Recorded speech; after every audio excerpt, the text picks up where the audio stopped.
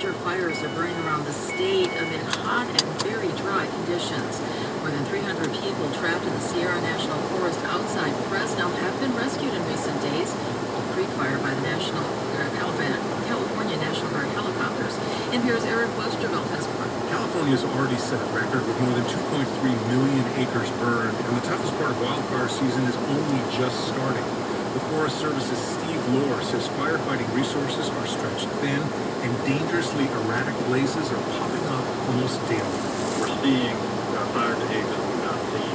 These fires are moving quickly, super intense, and are really, really a significant threat to public and our firefighters.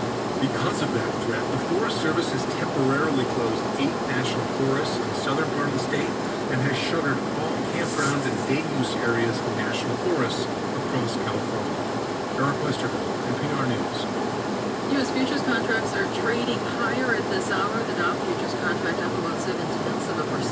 NASDAQ futures are up 1.5%. S&P 500 up nearly 1%. This is NPR. And it's 4 minutes after 9 o'clock. This is WJCT News, 89.9 Jacksonville. Leon County has more than 7,000 cases of COVID-19. Most of those are coming from 15 to 24-year-olds. Florida State University reports more than 800 students have tested positive so far, and one of its designated quarantine dorms, Rogers Hall, is already full with 84 students. Juliana Cartwright is one of the students staying there. We've had some girls moving in, but there's like no adults here. There's no one in the lobby. There was no one to help us. Like it's like a ghost town. Even though it's full, like we didn't see anyone. The other FSU quarantine dorm has about 15 students so far. The university is not planning to set up a third dorm for students infected with COVID. FSU will be rolling out a random testing program for asymptomatic students, faculty, and staff who will be physically present on campus during the fall. Clay County Library card holders have a new item to check out: free Wi-Fi. The county is now lending out free mobile smart spots. They provide 3G or 4G internet access, and people can check them out for up to 2 weeks at a time. There will be 25 smart spots available at launch. The funding for the smart spots came from a local grant from the Northeast Florida Information Network. This weather report is brought to you by JEA Storm Season Ready. It's in the upper 70s. We have a 60% chance of rain today, a high near 88.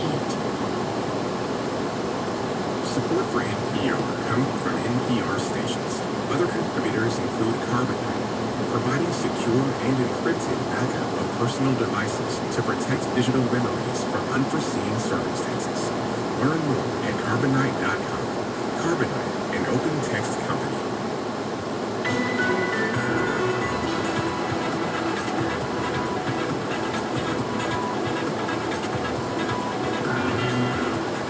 COVID numbers are starting to trend down, but doctors warn that doesn't mean you should let your guard down. Good morning. We're live from Studio 5. I'm Alyssa Ross, and this is First Coast Connect. Thanks for listening. Just ahead, why epidemiologists are warning all of us against becoming complacent against the spread of the virus. Call us up now with your questions. It's 549-2937. Then later, some positive news for your midweek and our What's Good Wednesdays. But first this hour, here is the latest on the COVID crisis by the numbers. 650